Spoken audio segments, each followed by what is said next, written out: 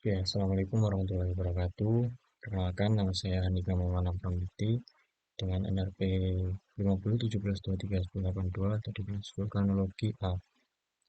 Baik, jadi di sini saya akan menjelaskan eh, buku yang berjudul Geologi Gunung Api Purba yang diterbitkan oleh Badan Geologi Kementerian ISDM. Nah, di sini saya akan menjelaskan beberapa poin dari bab 1 dan bab 2. Baik, untuk yang pertama ini bab 1 yaitu tentang pendahuluan. Oke, jadi latar belakang dibuatnya buku ini adalah Indonesia sendiri itu ada eh, di atas jalur Ring of Fire. Jadi dari Ring of Fire itu sendiri, Indonesia mempunyai banyak gunung api yang berumur tersier dan pratersier yang tersebar sangat melimpah. Lalu kegiatan gunung api di Indonesia ini sudah ada mulai sejak zaman Perem, yaitu sekitar 280 sampai 260 juta tahun yang lalu. Lalu pada zaman tersier ini, batuan gunung api sangat melimpah di Indonesia yang dikenal dengan nama Old Andesit Formation.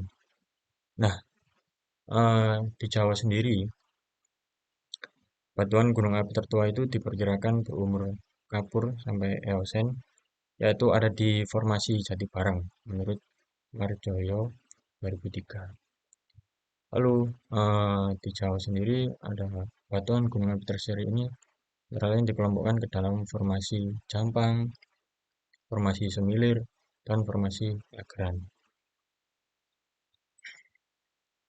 Nah, permasalahan yang menjadi background dibentuknya buku ini yaitu yang pertama ada pembelajaran geologi gunung api di Indonesia itu masih kurang berkembang dalam pendidikan dan penelitian.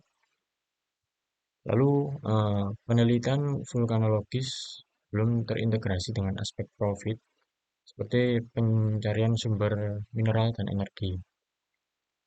Rata-rata itu eh, fokus dalam eksplorasi saja. Lalu hanya sedikit institusi geologi yang melakukan penelitian berkelanjutan di bidang gunung api.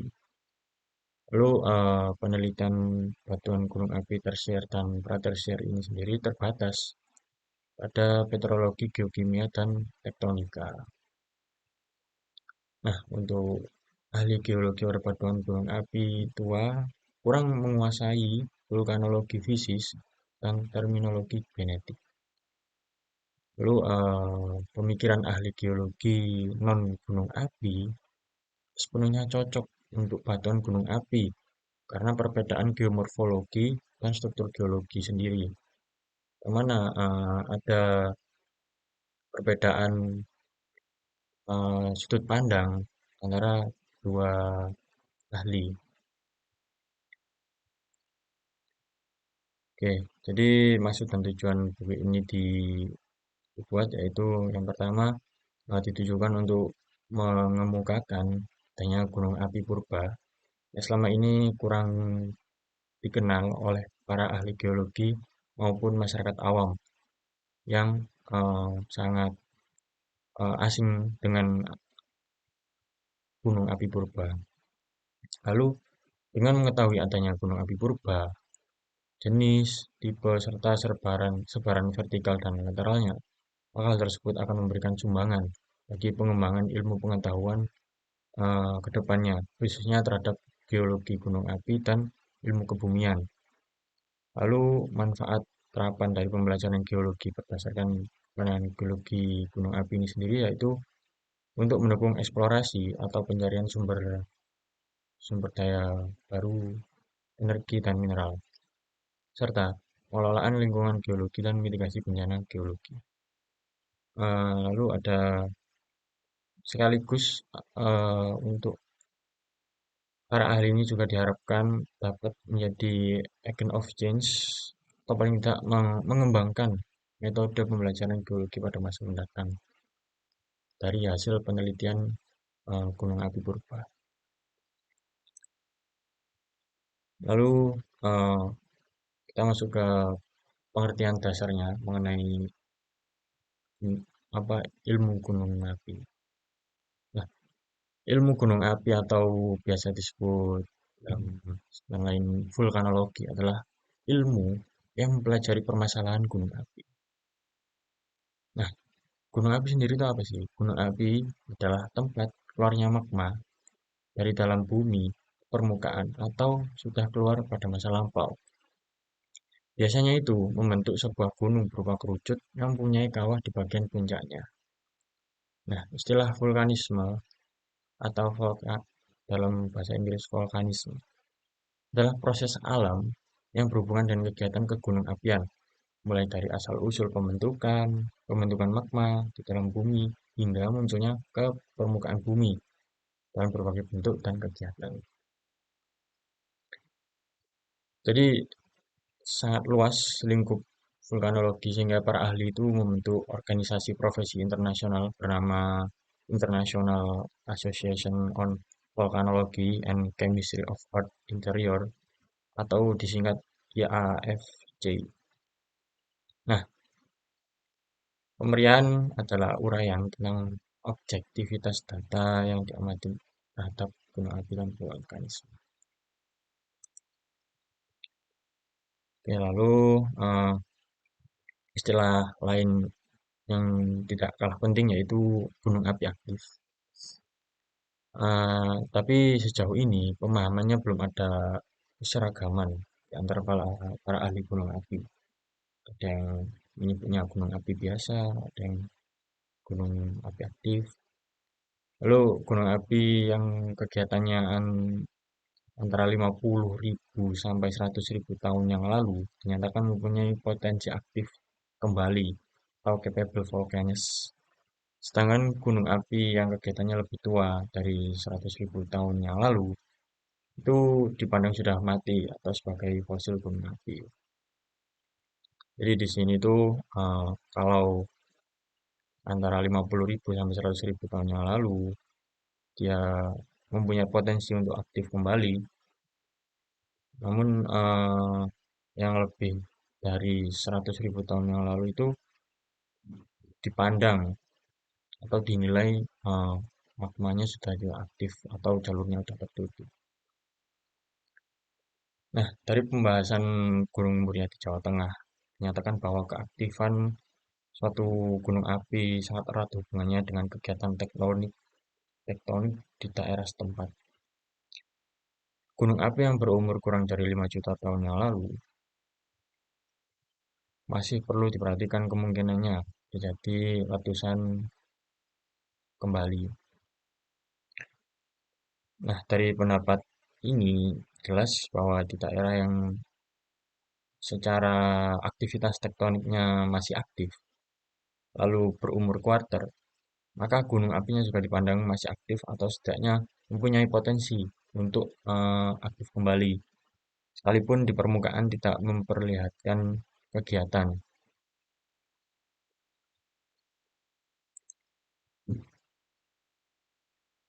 Nah,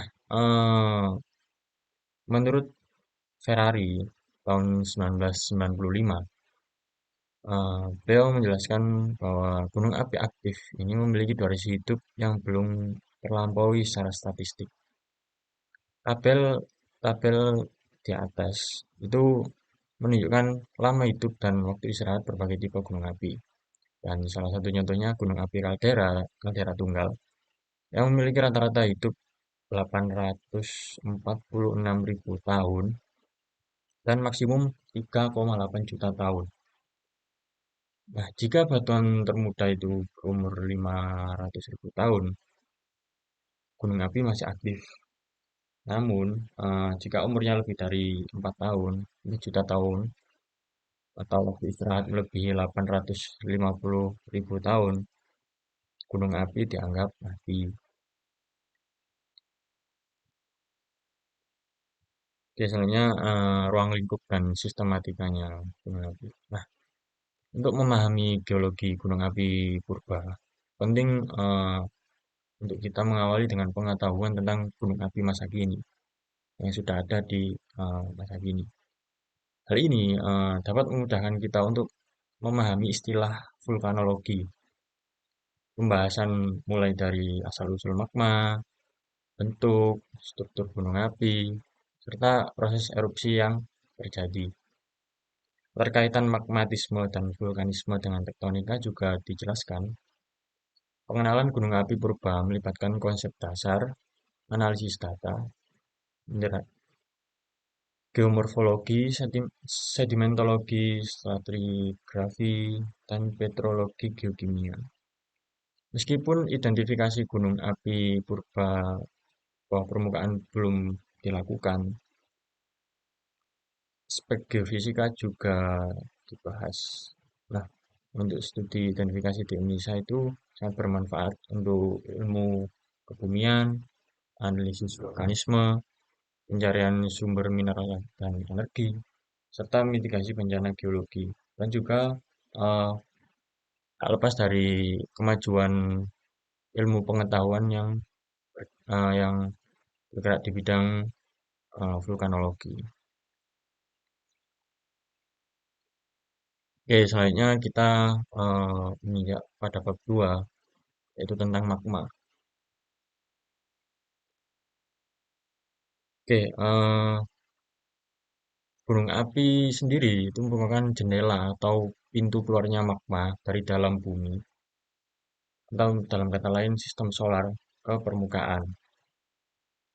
Pernyataan itu dapat kita tegaskan lagi bahwa setiap magma yang keluar dari dalam bumi ke permukaan bumi itu biasa disebut gunung api. Oke, di sini ada definisi magma yang menurut beberapa ahli. Di sini yang pertama itu ada dari menurut McDonald tahun 1972. Di mana magma sendiri itu adalah batuan cair yang berada di dalam bumi atau yang telah dikeluarkan ke permukaan. Lalu ada dari Williams dan McBurney tahun 1979, yang mana magma sendiri itu substansi alam yang seharusnya yang seluruhnya atau sebagian berupa cairan pijar yang akan membeku jadi batuan beku kristalin atau kaca setelah mendidih. Lalu ada menurut Alswar tahun 1988, mana magma sendiri itu cairan atau larutan silikat yang mudah bergerak terbentuk secara ilmiah dengan suhu antara 900 sampai 1100 derajat Celcius dan berasal dari kerak bumi bagian bawah hingga mantel bagian atas. Kerak bumi bagian bawah hingga mantel bagian atas sebelah sini. Dan jika definisinya secara kimia dan fisika, magma itu adalah sistem multikomponen dengan fase cair sebagai komponen utama, kristal padat, dan gas dalam kondisi tertentu. Jadi di sini itu para ahli itu mempunyai sudut pandang mereka masing-masing mengenai apa itu magma. Tinggal kita saja yang menurut kita cocok ikut yang mana definisinya. Oke, selanjutnya itu ada asal-usul magma. Nah, magma ini sendiri itu pertama bisa jadi disintegrasi antara unsur radioaktif menghasilkan panas seperti 1 gram 238 uranium menghasilkan 0,94 ERG per detik. Jika suhu mencapai 800 sampai 100 sampai 1000 derajat Celcius, material bumi meleleh menjadi magma. Peleburan batuan akibat gesekan deformasi, misalnya magma granit di zona gunung api Taupo di Selandia Baru. Nah, eh, Magma sendiri juga bisa terbentuk akibat penunjaman lempeng kerak bumi ke selubung bumi yang ada di daerah sini, yang mana menyebabkan pelelehan menjadi magma akibat tekanan dan suhu tinggi. Jadi di sini, di zona ini tuh, lempeng kerak bumi yang menunjam ke dalam, lalu terdapat gesekan di sini, lalu menghasilkan magma. Yang mana magma sendiri itu tekanannya tinggi, dia mencari tekanan yang lebih rendah, yaitu dengan cara naik ke permukaan. Nah, pencairan bahan selubung bumi ini terjadi karena penambahan H2O atau air dari sedimentasi lautan dan batuan gunung api yang menunjam ke dalam selubung bumi. Jadi, salah satu terbentuknya magma juga bisa dari sini, akibat adanya gesekan.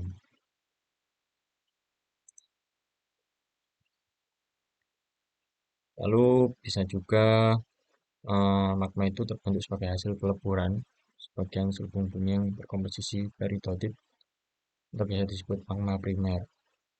Eh, Magma primer ini sendiri juga biasa disebut magma primitif karena dia itu selalu berkomposisi pikrit atau basal yang mengandung magnesium yang tinggi dan biasanya dicirikan oleh tingginya rasio magnesium atau biasanya Mg plus Fe. Lalu Ca-nya itu kalsiumnya itu atau kayak Ca plus Na atau K dan banyak mengandung unsur nikel, kromit, serta unsur-unsur kompatibel lainnya. Nah, eh, kedua magma basa dan magma asam itu biasanya sumbernya berbeda dan misal mereka bertemu membentuk magma campuran atau magma mixing. Dengan magma yang terkontaminasi oleh batuan samping itu biasanya disebut magma hybrid. Oke, kita lanjut ke sifat-sifat fisik magma. Berhubung magma sendiri adalah bahan cair kental pijar, lalu dia juga mengandung gas, dia juga mempunyai suhu yang tinggi. Maka secara umum sifatnya itu mudah bergerak dan pergerakannya cenderung menuju ke permukaan bumi karena dia dari tekanan yang tinggi itu mencari tekanan yang rendah. Lalu jika magma tersebut keluar ke permukaan bumi, maka biasanya itu membentuk gunung api. Nah, di sini ada gambar tabel, yaitu komposisi kimia magma primer, yang mana dapat kita lihat di sini magma yang tinggi SiO2-nya itu sebesar 50 sampai 49 dan eh, seterusnya. Lalu jika magma yang membeku itu dalam bumi membentuk batuan beku intrusi atau pluton dengan tekstur holokristalin, terdiri dari kristal mineral dalamnya. Batuan beku intrusi dangkal dan luar memiliki kesamaan tekstur seperti gelas dan avanitik. Temperatur magma juga bervariasi sesuai dengan komposisi dasarnya. Viskositas, yang mana mengukur ketahanan aliran, mempengaruhi kecepatan pembekuan magma. Magma viskositas rendah yaitu mengalir dengan mudah, tapi membeku dengan lambat. Nah, jika magma mempunyai viskositas yang tinggi, yaitu mengalirnya sangat sulit atau lambat dan dia mudah membeku. Jadi pembekuannya itu lebih cepat. Dapat kita lihat di tabel 2 ada yaitu komposisi kimia magma mulai dari pikrit sampai dengan riolit.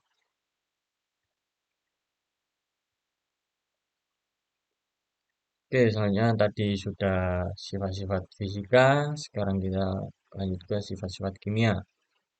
Nah, magma itu sendiri terdiri dari bahan cair, padat, dan gas.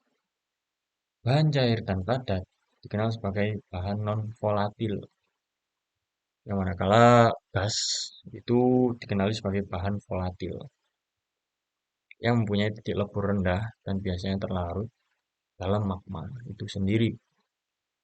Berdasarkan komposisi kimia oksida utama, biasanya SiO2, H2O, dan Na2O.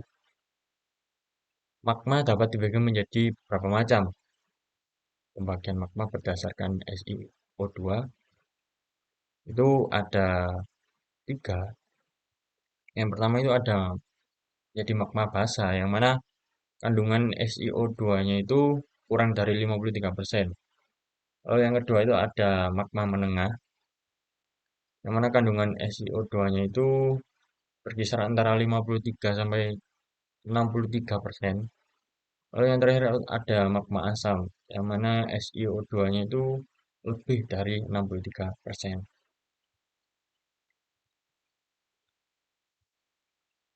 Oke, kelompok terakhir yang banyak mengandung natrium, sehingga magma yang kaya kalium dan natrium itu sering disebut sebagai magma alkalin. Magma basal alumina adalah magma basal yang banyak mengandung unsur Al atau aluminium. Biasanya kandungannya itu lebih dari 17%. Magma basal dengan magnesium tinggi mengandung lebih dari 8% kandungan magnesium. Oke, selanjutnya yaitu masih di sifat kimiawi, di mana hasil penelitian yang bahan volatil atau gas dalam magma melalui gas gunung api menunjukkan bahwa setiap jenis magma itu ternyata mempunyai komposisi gas yang berbeda-beda. Nah, tabel di atas itu menunjukkan komposisi gas dari beberapa gunung api. Nah, yang mana dapat kita lihat di Gunung Merapi, itu kandungan CO2-nya itu 5,67 dan gunung-gunung lainnya bisa dilihat di sini. Lalu di sini kita hubungan gunung api, pemetaan tektonika dan komposisi magma. Jadi sebaran geografis gunung api Kartini itu ternyata dikontrol oleh gerak tektonika bumi yang dapat dijelaskan dengan teori tektonik lempeng. Mana akibat eh, pergerakan lempeng tektonik itu tadi terjadi penunjaman ke ke bawah, lalu terdapat gesekan di sini. Gesekan tadi menimbulkan panas, lalu menyebabkan material-material yang ada di daerah sini tuh dia mencair lalu menjadi magma.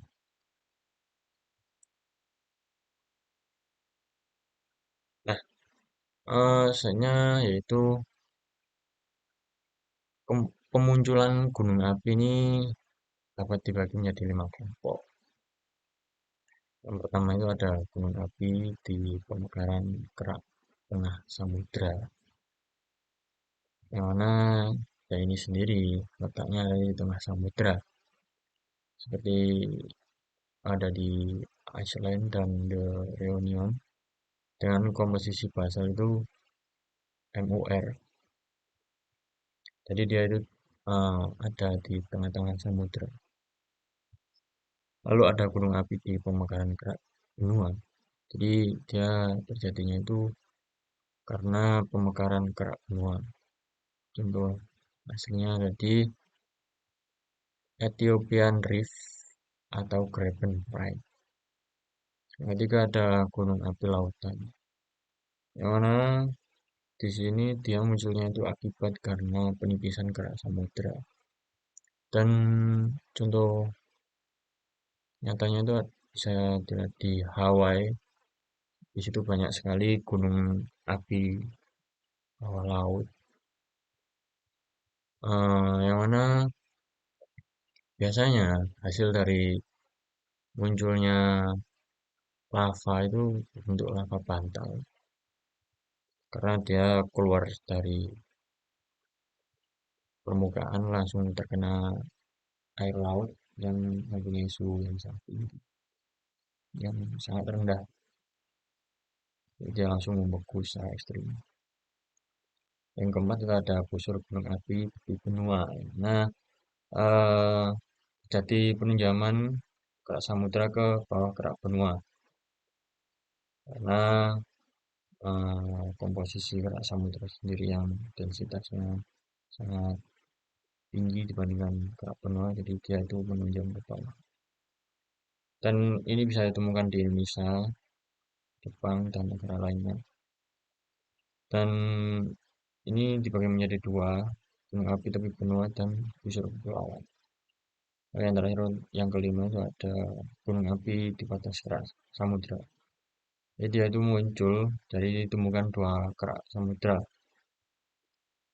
Dapat contoh aslinya itu ada di Kepulauan Mariana. Oke, yang terakhir ada ringkasan. Jadi magma sendiri adalah bahan kental pijar yang terbentuk dalam bumi dengan suhu berkisar antara 900 sampai 1400 derajat Celcius. Ini sangat panas. Dan magma sendiri saat dingin itu membentuk batuan beku, baik batuan beku dalam, dangkal, meluap. Komposisi magma itu berperan penting dalam mempengaruhi suhu dan kristalisasi mineralnya.